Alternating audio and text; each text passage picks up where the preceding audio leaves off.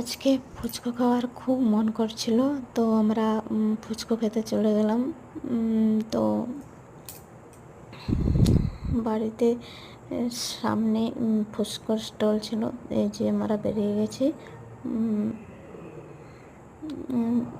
যে ফুচকার স্টলে দেখলাম যে খুব কম লোক, তো একা খেতে পারি না, তো বাড়িতে নিয়ে আসলাম।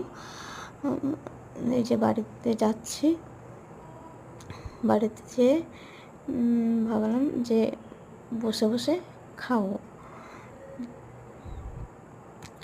তো যে দেখছি আমার জুতোটা ছিঁড়ে গেছে, তো যাই হোক, জুতোটা ছিঁড়ে গেছে, কিছু করার নেই।